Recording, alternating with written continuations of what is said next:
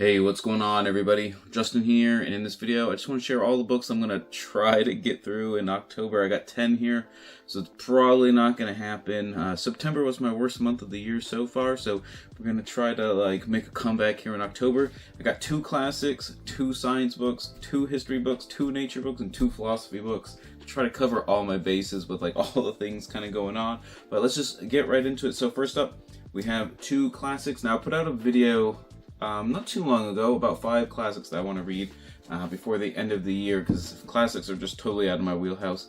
And these were the 2 that definitely got the most upvotes in the comments and everything. First up was Master and Margarita by Mikhail Bulgakov.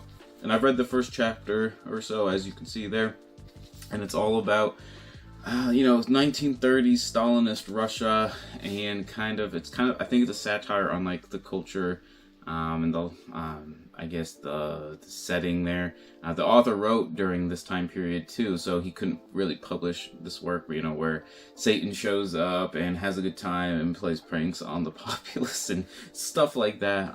So it was definitely a really underground manuscript till it got published in Paris, France, I think it was, 15 years or 20 years after Bulgakov had already died. So it's just a really interesting kind of history of the book itself as well. But I'm going to go back at some point. There is an introductory essay that I'm going to wait till after I read the book in case there's spoilers and that kind of thing in this one. But yeah, like I said, you can't go wrong with this cover either.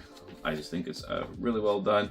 And like I said, I enjoyed the first chapter so far. I think the translation is done pretty well. So yeah, definitely on the lookout for that. See how that one totally pans out. And then surprisingly, the second one, probably that got the most comments and excitement in the comments and stuff, is 3 Men in a Boat by Jerome here in my Oxford World Classics one. And when I went out to pick an English classic, there's so many to choose from, and no one really stands out to me. I don't like Charles Dickens, didn't want to read Austen or the Bronte sisters, anything like that. Nothing, like I said, nothing was just really standing out. I know Victober is a huge thing about too.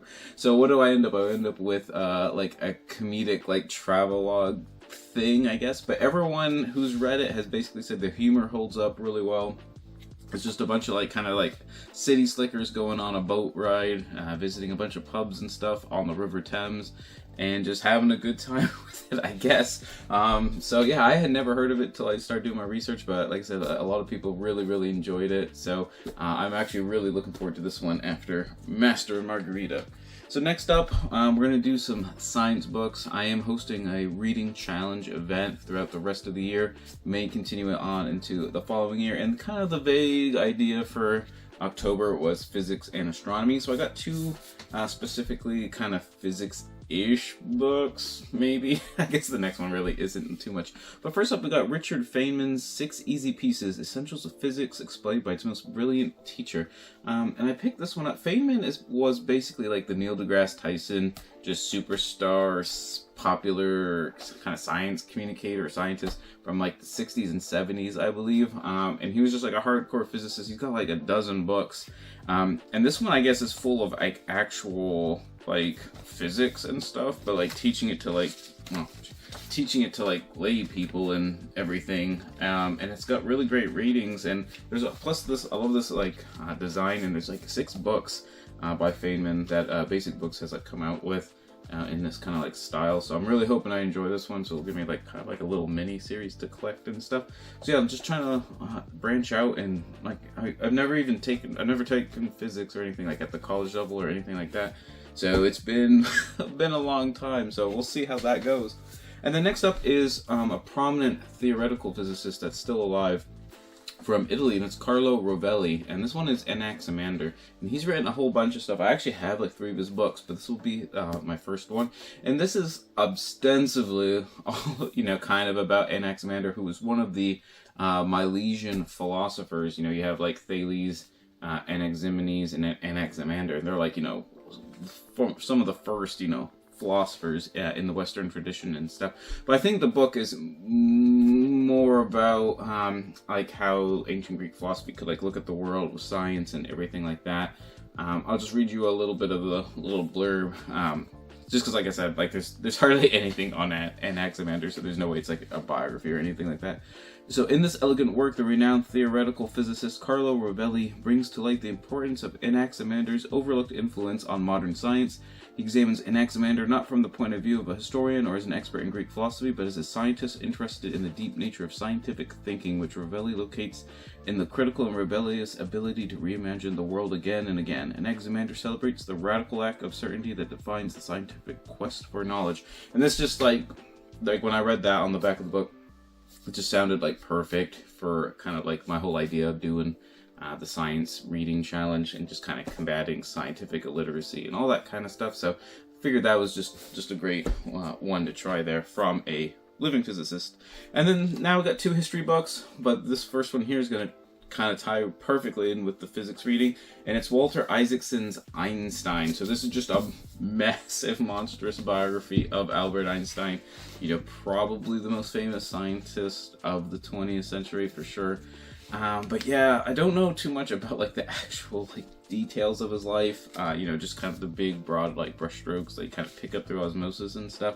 And I don't really know, like, I'm not gonna lie, physics and astronomy are like, I'm really weak in. Like all my science books here, like, you know, 98% of them probably are in like the nature, ecology, biology sector. So like I said, my physics stuff is pretty wimpy, but I have been told that the author does a really good job explaining the science and stuff that Albert Einstein wrote about, along with the history of Albert Einstein. So that's really good. I have heard as well though that sometimes Walter Isaacson, this was my first biography of him, does kind of put his topic, subject matter on a pedestal a little bit too much, but we shall see. And if it ends up being that way, then, you know, this might be the only one I read by him, but we will get to it and make our choice after that.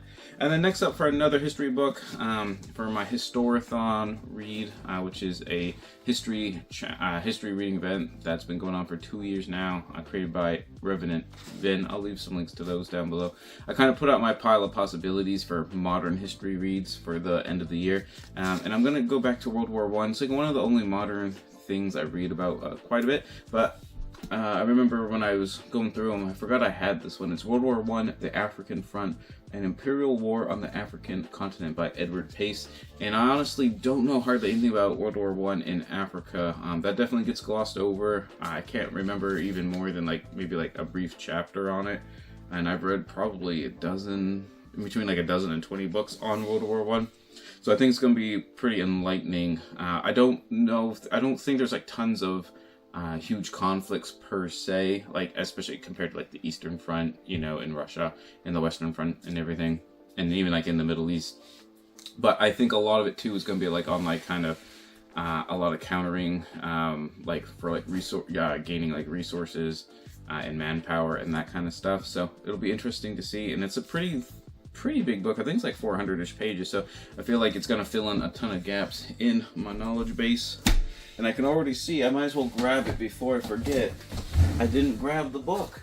So we are doing a buddy read. The Historathon Discord kind of put together a buddy read here. And we got Revolutionary Spring by Christopher Clark, Europe Aflame and the Fight for a New World, 1848 to 1849. I think there's 4 of us in a Vox group at the moment that's going to be kind of steadily reading this book throughout October. This is actually a pretty monstrous book. I think this is 800 pages or so. Yeah, it's over 800 pages if you count the end matter. But this is all about, you know, the years 1848 to 49. Just tons of uprisings, a ton of attempted revolutions throughout Europe. I think it was 30-something countries all told were involved in one way, shape, or form. But yeah, it's just pretty interesting. The end matter there, especially in France, is Napoleon III kind of comes to power, and it's sort of the issuing forth of the Second Empire in France. But other countries were doing stuff. Italy, Portugal, Denmark, Ireland, all kinds of countries are doing stuff. Poland. And I don't know too much about it, but I read, I read Pursuit of Power, and it was touched upon briefly, and I thought, you know, I don't read a lot of books on the 1800s, might as well do a deep dive on something that I thought was interesting from that one, and that's why I ended up with Revolutionary Spring. Now, next up we have 2 philosophy books, or philosophy-ish. I don't know if I'd count this one exactly as philosophy per se, but I'll go with this one because I'm about half. This is the one I'm currently reading right now, about halfway through, and it's Good Thinking: Why Flawed Logic Puts Us All at Risk and How Critical Thinking Can Save the World by David Robert Grimes. And this is all about different logical fallacies, different incorrect ways that we think, ways our brains get tricked, just like, just cognitively.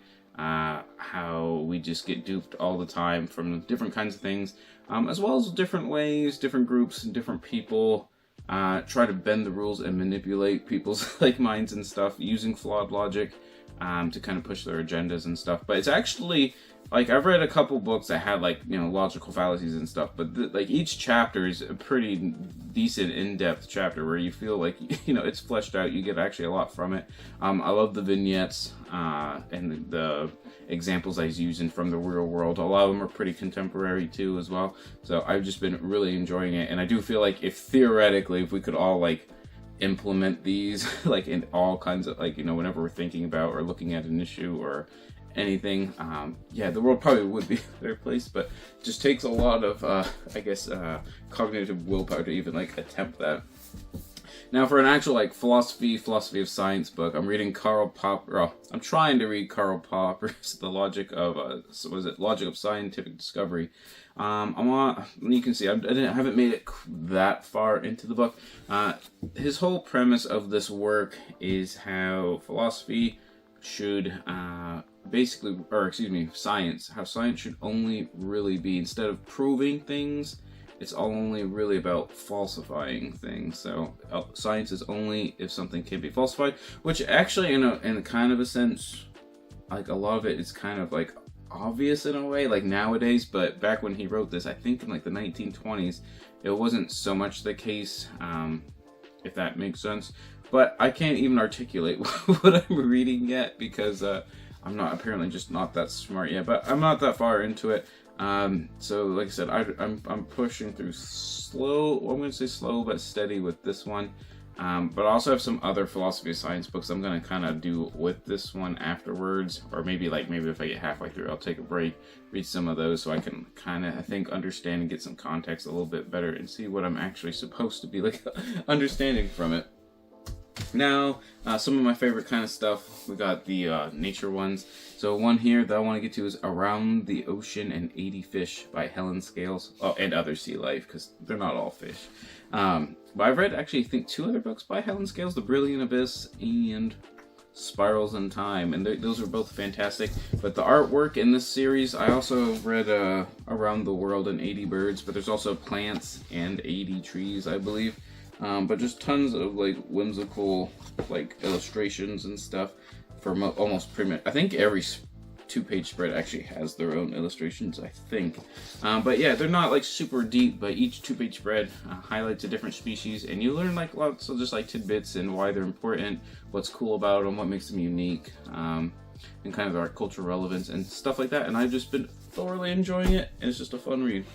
And then lastly is a natural history and kind of cultural history book that I want to get to is The Great River by Boyce Upholt, The Making and Unmaking of the Mississippi. So I've been to Mississippi, I've seen the Mississippi River a couple of times, but this is kind of, like I said, a natural history of its sort of geology, hydrology, stuff like that. I'm hoping there's a little bit of the ecology aspects as well. I do know the Mississippi River has basically been flooded with carp, from what I understand, so kind of interested to learn a little bit more about that again. But also, kind of the cultural history of how the Mississippi River has been used for different things, resource extraction with fishing and stuff, but also transportation, commerce, stuff like that. So I think it'll be interesting, and yeah, like I said, just kind of a nice blend of cultural and natural history. So there you have it. There's 11 books. I'm definitely not going to be getting to all of them. If I can do 6, maybe. If I can do 3 of the shorter ones and 3 of the longer ones, I'll probably be happy, because I'll probably read some other stuff as well. And there's more guidelines, I feel. I think once I get beyond 5, usually when I do 5, I can usually read the 5 or 4 out of the 5, but when I go beyond 5, it kind of just starts trailing off a little bit. But let me know what books you're excited to read here in October. Like I said, there's a bunch of reading events going on, probably, like I said, the biggest one being Victober. let me know what you're excited to read in the month of October, and whatever you end up reading, always remember, read victoriously.